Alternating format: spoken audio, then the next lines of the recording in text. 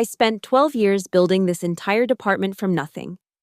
And he just handed it to some outsider because the guy played golf with the CEO? My hands trembled as I stared at the email announcing the strategic restructuring. After all the nights I'd sacrificed, the weddings I'd missed, the life I'd put on hold for this company, they were replacing me with someone who didn't even know our system. The betrayal cut deeper than any knife ever could.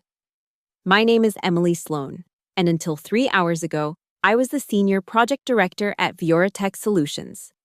Now, I'm apparently being transitioned to a special advisory role, corporate speak for being shoved aside like yesterday's garbage.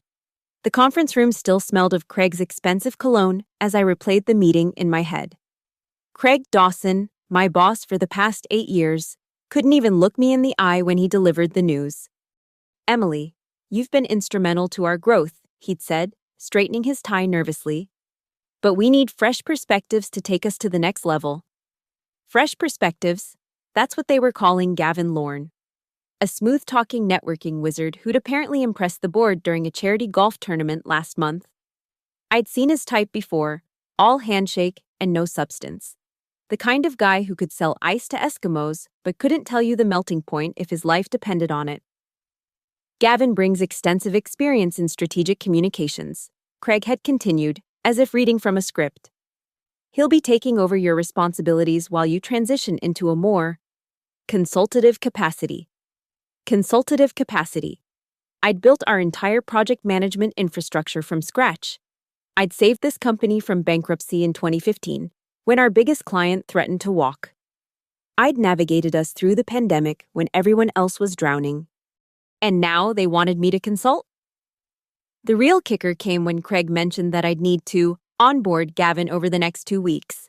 They wanted me to hand over 12 years of blood, sweat, and expertise to someone who probably couldn't even spell Gantt chart without autocorrect. I thought about all the times I'd put this company first. The vacation to Hawaii I'd canceled because of a client emergency. The promotion celebrations I'd missed with my team because I was pulling all-nighters to fix critical issues. The relationship that crumbled because I was married to my work more than to him. And for what? So some executive could feel good about bringing in fresh blood because the new investment firm wanted a younger, flashier image? So Craig could score points with the CEO by hiring his golf buddy? The worst part wasn't even the demotion. It was the way everyone in that room, people I'd mentored, people I'd promoted, people whose careers I'd built, just sat there in silence. Not one person spoke up. Not one person questioned the decision. They all just stared at their laptops, probably already calculating how to cozy up to the new boss. As I walked back to my office, I felt something shift inside me. This wasn't just about losing a position. This was about 12 years of loyalty being repaid with betrayal.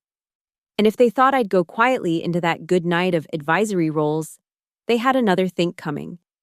I remember my first day at Tech like it was yesterday. Fresh out of my MBA program, eager to prove myself. I'd walked into a company that was barely holding itself together. The project management department consisted of 2 overworked coordinators and a filing system that was essentially sticky notes on a whiteboard.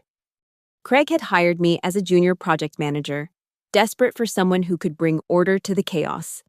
Those early years were brutal. 60-hour weeks were the norm, not the exception. I lived on vending machine coffee and takeout containers, my apartment becoming nothing more than a place to shower and grab a few hours of sleep. While my college friends were posting pictures from happy hours and weekend trips, I was buried in spreadsheets, building processes from the ground up. The 2015 crisis nearly killed us. Our biggest client, Meridian Industries, was hours away from terminating their contract due to repeated delays and cost overruns. I'll never forget that night. Craig had already given up, sitting in his office with a bottle of whiskey, drafting his resignation letter, but I couldn't let it happen. Not after everything we'd built. I worked for 72 hours straight, personally calling every team member, every vendor, every stakeholder. I restructured the entire project timeline, negotiated new terms with suppliers, and created a recovery plan that not only saved the Meridian contract, but turned it into our most profitable account. When Craig sobered up and saw what I'd accomplished, He promoted me on the spot. That was the beginning of our golden years. Craig and I were a perfect team. He handled the politics and schmoozing while I managed the operations. He'd often joke at company parties. Emily's the brain, I'm just the pretty face. We built the department from 2 people to 45, expanded our client base by 400%, and became the most profitable division in the company. Then came 2020. While other companies were laying off staff and scrambling to adapt, I'd already positioned us for remote work. I'd spent my own money on project management software licenses months before, sensing that digital transformation was inevitable. When lockdowns hit, we didn't miss a single deadline. In fact, we acquired 3 major clients who'd been abandoned by competitors who couldn't adapt. Craig had been so grateful then. "Emily, you saved us again," he'd said during a Zoom call, his home office backdrop perfectly staged. "When this is over, I'm going to make sure you get everything you deserve." But something changed when Pinnacle Capital invested in Vioratech last year. Suddenly, Craig started wearing designer suits and talking about optics and strategic positioning. He hired a personal branding coach and began posting thought leadership articles on LinkedIn. Articles I knew his new assistant was ghostwriting because Craig could barely string together an email without my help. The company culture shifted too. It wasn't about competence anymore, it was about appearance. Young hotshots with minimal experience but impressive resumes started appearing in senior positions. People who knew how to talk the talk but had never walked the walk. And Craig, my old partner, was leading the charge. I should have seen it coming when he started excluding me from executive meetings. "You're too valuable in operations," he'd say. "I need you focused on delivery, not politics." Meanwhile, he was out there taking credit for systems I'd built, strategies I'd developed, successes I'd earned with blood and sweat. The irony is that I'd turned down 3 headhunting offers in the last year alone. Comtech Global had offered me double my salary to build their project management division. But I'd stayed loyal to Vioratech, to Craig, to the team I'd built. I believed in that antiquated notion that loyalty would be rewarded, that hard work would be recognized, that competence would triumph over connections. What a fool I'd been. 12 years of my life. And for what? To watch some golf buddy waltz in and take everything I'd built. To be patronized with a special advisory role like some washed-up executive being put out to pasture? No. They'd made a critical error. They'd forgotten that I knew this company better than anyone. Every system, every process, every contract. They all had my fingerprints on them. If they wanted to play games, they'd chosen the wrong opponent. The next Monday, Gavin Lorne arrived like a conquering hero. Craig practically rolled out a red carpet, gathering the entire department for what he called a transition celebration. I watched from the back of the conference room as Gavin worked the crowd, all white teeth and firm handshakes, his silver tongue spinning tales of his revolutionary vision for our department. "I'm thrilled to be joining such a talented team," Gavin announced, his voice carrying that practiced executive tone that screamed MBA without substance. "Together, we're going to elevate this department to heights you've never imagined. We're going to disrupt the traditional project management paradigm and create synergistic solutions that leverage cutting-edge methodologies." Synergistic solutions. The man was speaking in LinkedIn buzzwords while my team, the team I'd trained from scratch, nodded along like bobbleheads. Sarah Martinez, whom I'd promoted from intern to senior manager, was actually taking notes. Tom Richards, whose career I'd saved after a major screw-up 3 years ago, was laughing at Gavin's jokes like they were comedy gold. Craig then announced the knowledge transfer period, making it sound like some kind of gracious mentorship opportunity. "Emily has graciously agreed to ensure a smooth transition," he said, avoiding my eyes.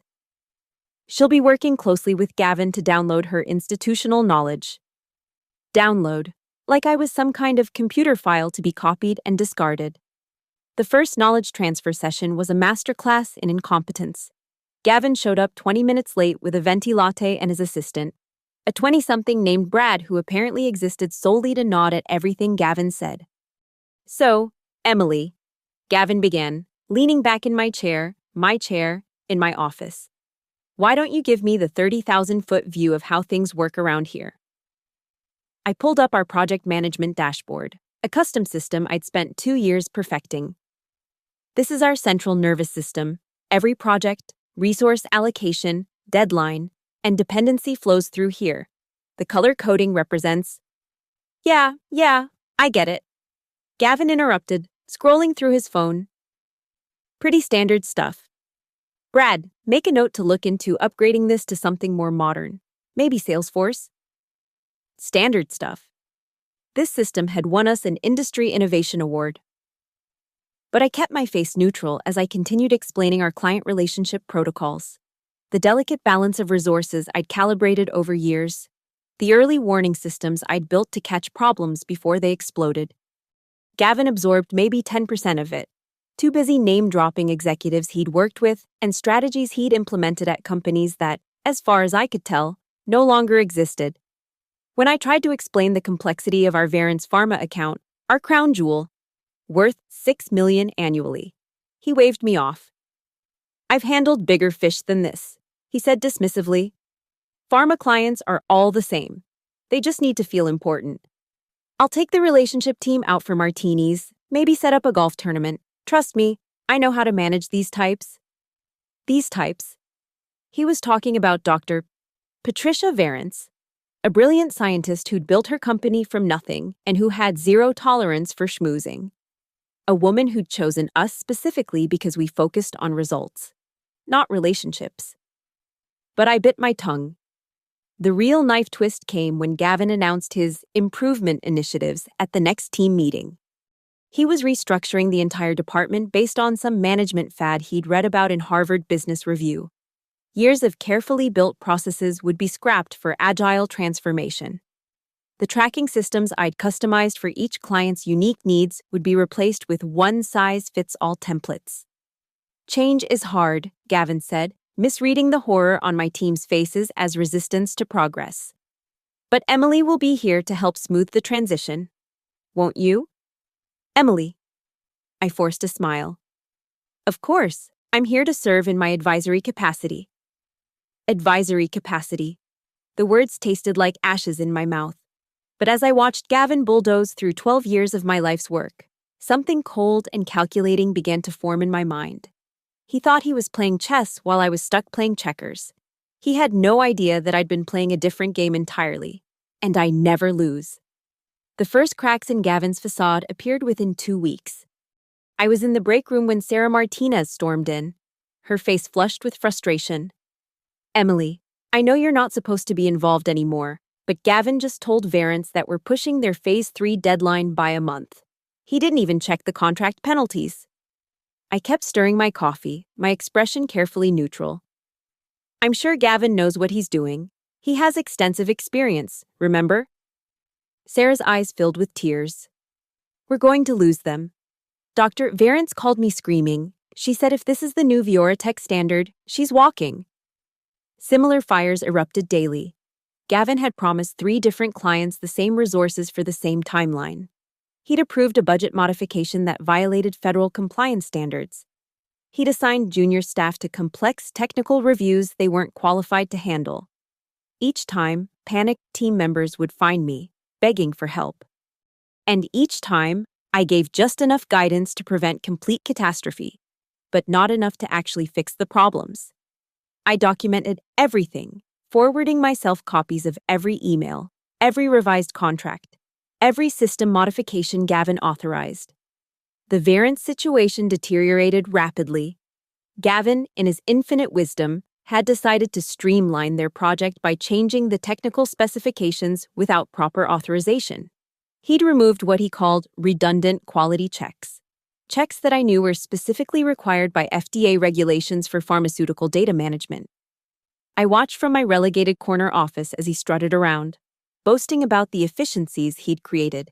He'd even sent a company-wide email celebrating a 15% reduction in project timelines, positioning himself as an innovative leader who'd accomplished in weeks what I hadn't in years.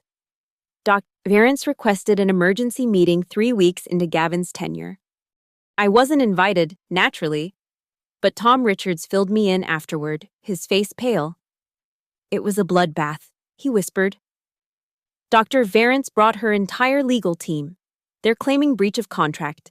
Gavin tried to smooth talk his way out, but she shut him down.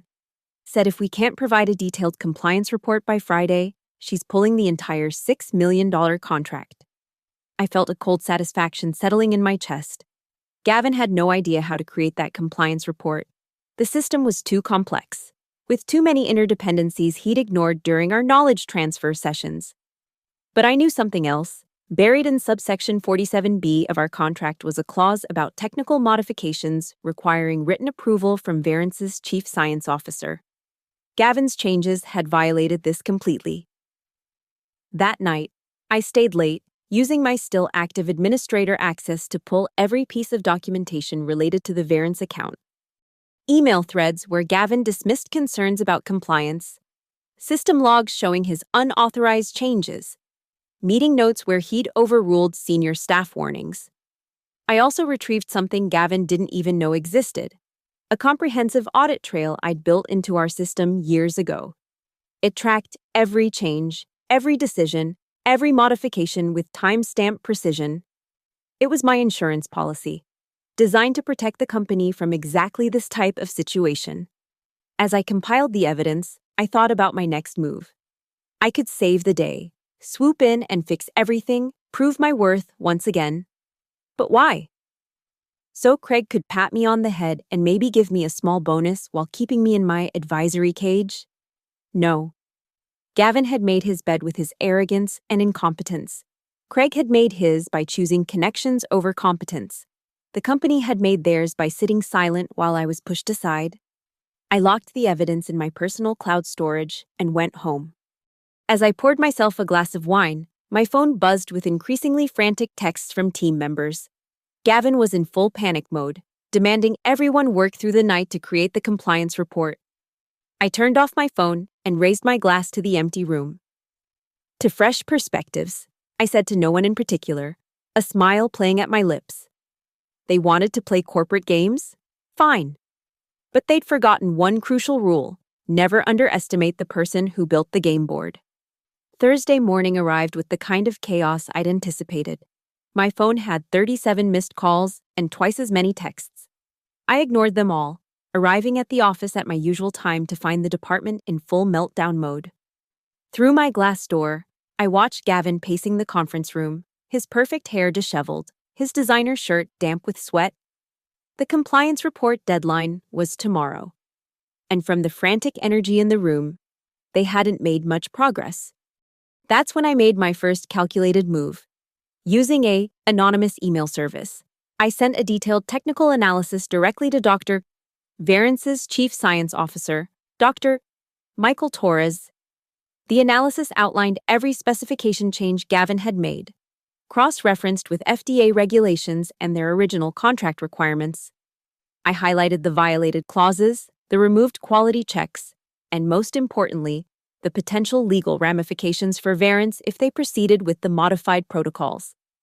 The email was signed simply, a concerned stakeholder. Within an hour, Varence's legal team had forwarded the analysis to Craig, demanding an explanation. The subject line was succinct. Potential contract violation, immediate response required. My second move was more subtle. I accessed the contract management system and activated a notification protocol I'd built years ago, but never used. It automatically flagged subsection 47B, the technical modification clause, and sent it to our legal department. The system log would show it as an automated compliance check, not manual intervention. By lunch, our legal team was in Craig's office, and I could see through the glass walls that the conversation was heated. Craig's face had gone from red to pale to red again. Gavin was called in, strutting with false confidence that evaporated the moment he saw the legal team's expressions. I took my lunch to the outdoor terrace, enjoying the unseasonably warm day. Sarah Martinez found me there, her face a mix of panic and suspicion. "Emily, did you know about subsection 47B?" she asked, sliding onto the bench beside me. I took a bite of my salad. Of course, I wrote the original contract with Varence. Every clause was carefully negotiated. Why didn't you mention it during the knowledge transfer? I gave her a level look. I tried to explain the contract complexities. Gavin said he'd handled bigger fish, remember? He didn't want to get bogged down in details. Sarah stared at me for a long moment, and I saw understanding dawn in her eyes. But she said nothing, just nodded and walked away. That afternoon, I implemented Phase 3 of my plan. I drafted a comprehensive memo outlining the intellectual property provisions in our system architecture. According to the employment agreement I'd negotiated years ago, any custom systems I developed retained certain creator rights if the company materially altered my role without cause. Being demoted to an advisory position? That certainly qualified as material alteration. I didn't send the memo yet. Instead, I scheduled it for automatic delivery to our legal department on Monday morning, giving me time to see how the variant situation played out. By Thursday evening, desperation had set in. Tom Richards approached me as I was packing up, his voice low and urgent. "Emily, please, we need you. The whole variance deal is about to implode. Can't you just help us this one time?" I looked at him with genuine sympathy. "Tom, I'm in an advisory role now. I can't overstep my boundaries. That wouldn't be appropriate. But you know how to fix this. I'm sure Gavin will figure it out. He has extensive experience in strategic communications, remember? Maybe he can take Dr. Varence out for martinis." The look on Tom's face told me he understood exactly what was happening. But like Sarah, he said nothing. As I drove home that night, I felt a strange sense of peace. For 12 years, I'd been the one saving everyone, fixing everything, sacrificing myself for the greater good. Now, I was simply letting natural consequences unfold. My phone buzzed with a text from an unknown number. It was Dr. Torres from Varence. "Thank you for the analysis. We'd be interested in discussing future consulting opportunities with someone who understands compliance at this level." I smiled and deleted the text. Everything was proceeding exactly as planned. Friday morning arrived like a reckoning. I dressed carefully in my sharpest suit, the same one I'd worn when I'd saved the Meridian contract 7 years ago. If this was to be my swan song, I'd look the part. The executive conference room was packed when I arrived.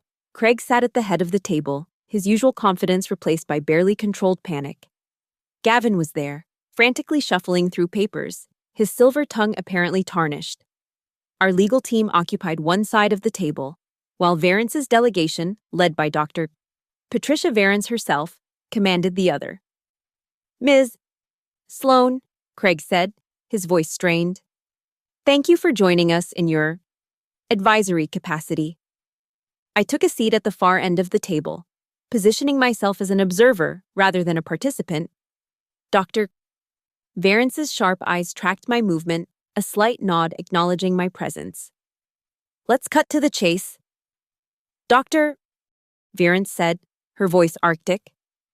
"We've received disturbing information about unauthorized modifications to our project specifications, modifications that violate both FDA compliance standards and our contractual agreements." Gavin tried to interject.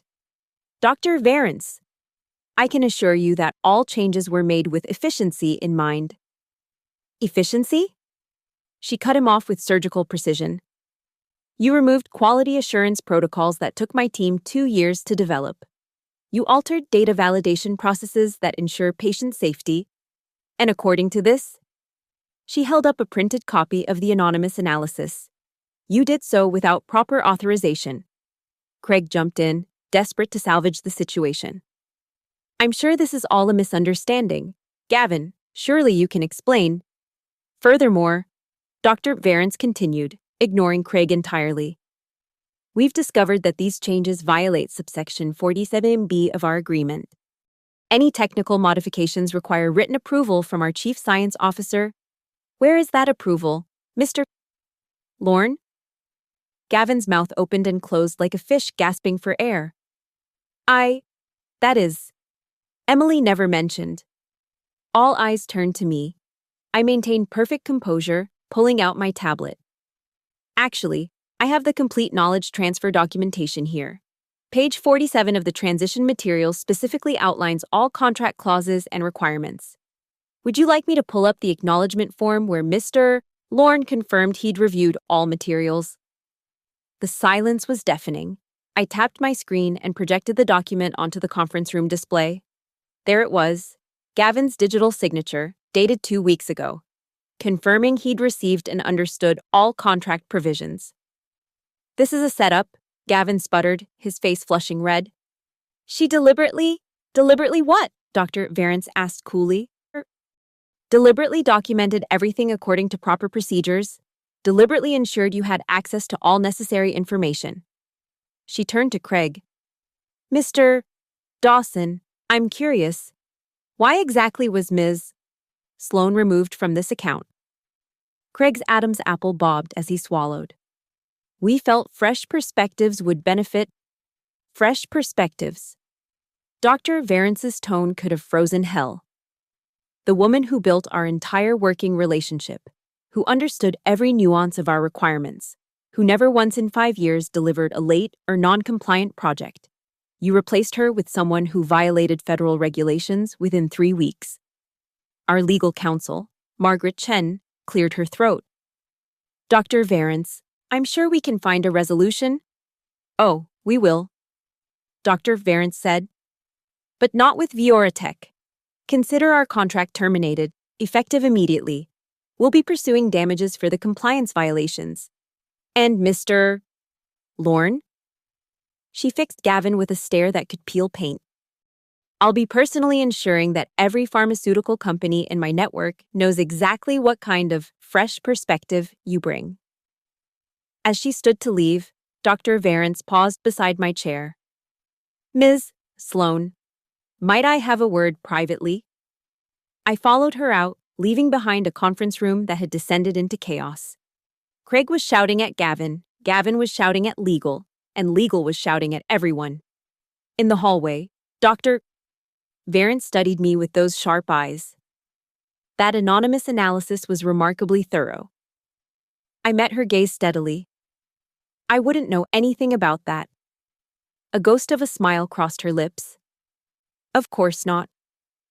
But if you ever find yourself in need of new opportunities, Varence Pharma could use someone with your attention to detail." As she walked away, I stood in the hallway, listening to the muffled shouting from the conference room. 12 years of loyalty. And it had come to this. But I wasn't done yet. Monday morning arrived with explosive force.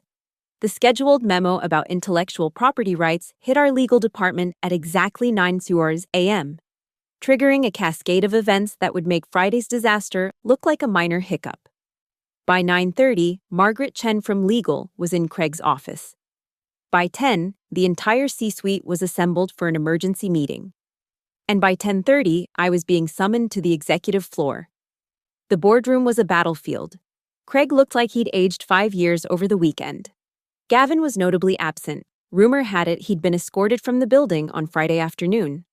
The CEO, Richard Blackstone, whom I'd only met twice in 12 years, sat at the head of the table, looking decidedly unhappy. "Ms.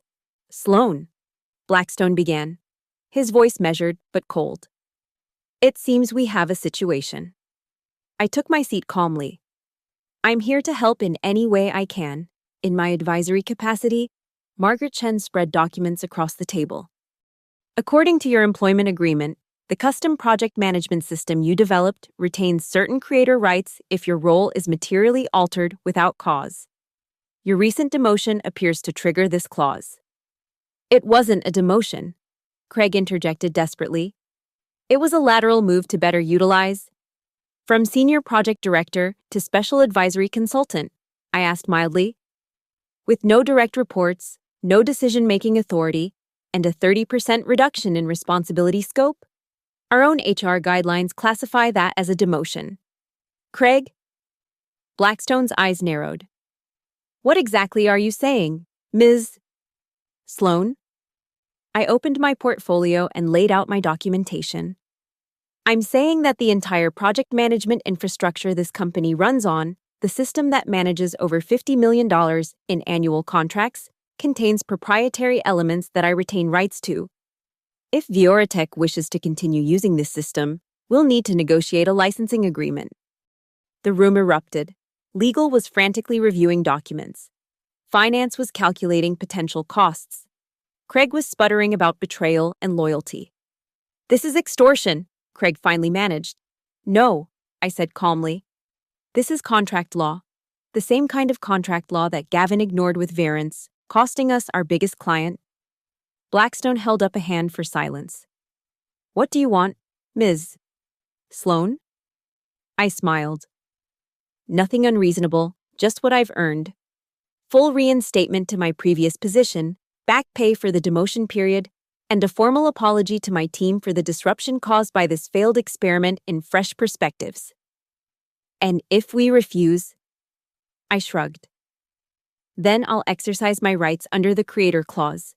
You'll need to rebuild your entire project management system from scratch, without my documentation, without my custom algorithms, without the decade of optimization I've built into every process.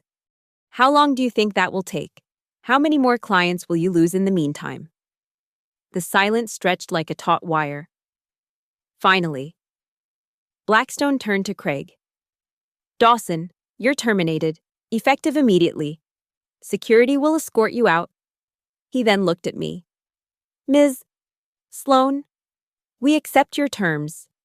Margaret, draw up the reinstatement papers."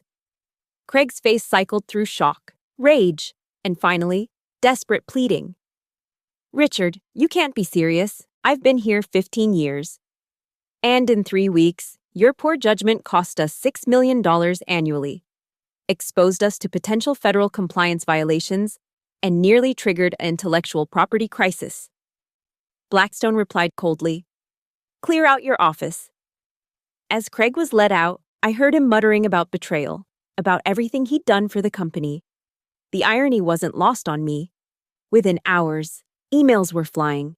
The official announcement of my reinstatement, Gavin's termination for cause, Craig's departure to pursue other opportunities.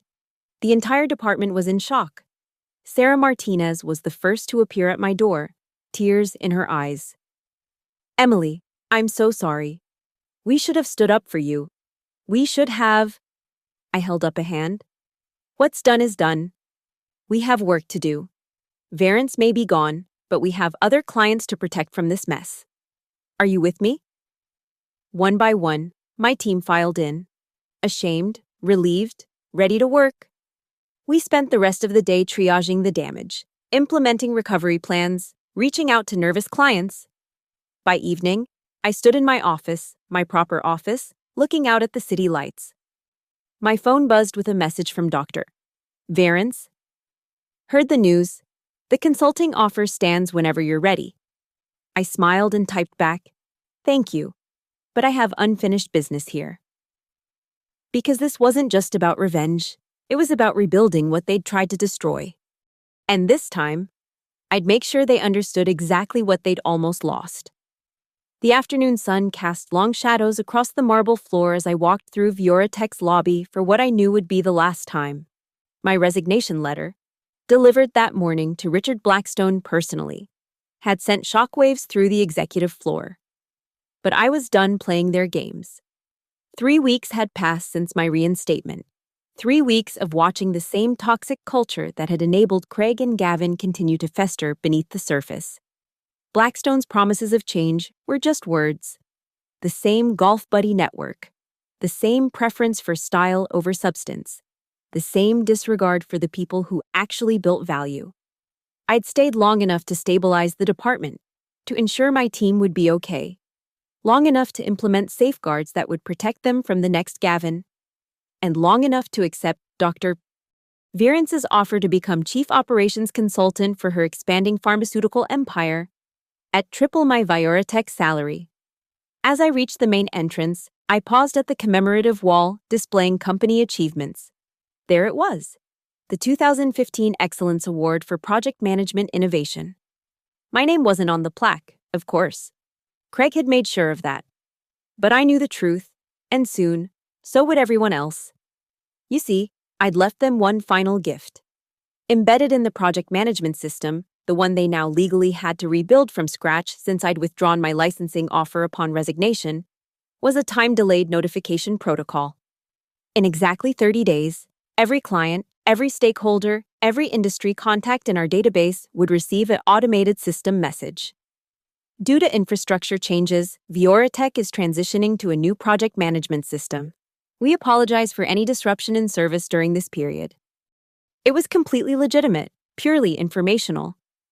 But we all knew what happened when clients heard about infrastructure changes and service disruptions, especially clients who'd already watched the Virence disaster unfold. My phone buzzed as I pushed through the revolving door. Tom Richards. The whole department is in chaos. Blackstone is screaming about the notification protocol. Legal says since it's automated and factual, they can't stop it. I typed back, I'm sure they'll figure it out. They have such fresh perspectives now. Another message, this time from Sarah. They're offering contractors $500 hour to reverse engineer your system. No one can figure out your optimization algorithms. I smiled, slipping on my sunglasses against the bright afternoon sun. Those algorithms had taken me years to perfect. And I documented them in a way only I could decode, my own personal Enigma code. A black town car waited at the curb. Doctor. Virence had insisted on sending her personal driver for my first day. As I settled into the leather seats, I thought about Craig. Probably desperately networking for a new position while fighting off legal threats from Virence. About Gavin, whose LinkedIn profile now showed him as seeking new opportunities while his reputation circulated through every pharmaceutical company on the East Coast. They'd wanted to play corporate chess, but they'd forgotten that the most powerful piece on the board wasn't the king or the queen. It was the player who understood the whole game. My phone rang. Richard Blackstone. I let it go to voicemail. Then Craig. From what I assumed was a new number. Then a number I didn't recognize, probably their latest consultant trying to crack my code. I blocked them all and opened my email to find a message from Dr. Virence. Welcome to the team, Emily. Your office is ready. And your first project, rebuilding our entire East Coast operations, awaits. We value competence here, not connections. As the car pulled away from Vioratech, I didn't look back. There was no need. I'd built that company's backbone, saved it from disaster multiple times. And when they'd tossed me aside for a smooth-talking incompetent, I'd simply let them face the consequences of their choice. They'd gambled on fresh perspectives and lost $6 million. They'd chosen networking over knowledge and lost their reputation. They'd picked style over substance and lost the architect of their success. But most importantly, they'd lost me. And in the corporate world, that was the ultimate revenge, not destroying them, but simply letting them discover exactly what they'd thrown away. The car merged into traffic, carrying me toward a future where my worth would be recognized, my expertise valued, and my loyalty earned rather than expected. Behind me, Vioratech's glass towers gleamed in the sun, hiding the chaos within. In 30 days, their clients would start asking questions. In 60 days, they'd start jumping ship. In 90 days, the board would be asking how they'd let this happen. And somewhere, in whatever golf club refuge he'd found, Craig would remember the woman who'd built his kingdom, and then watched it crumble the moment she walked away. Thank you for listening to my story. I'd love to know where you're tuning in from. Drop a comment below, and let's connect. If this tale of corporate revenge resonated with you, please subscribe to the channel and share your own thoughts or similar experiences. Sometimes the best revenge really is massive success elsewhere.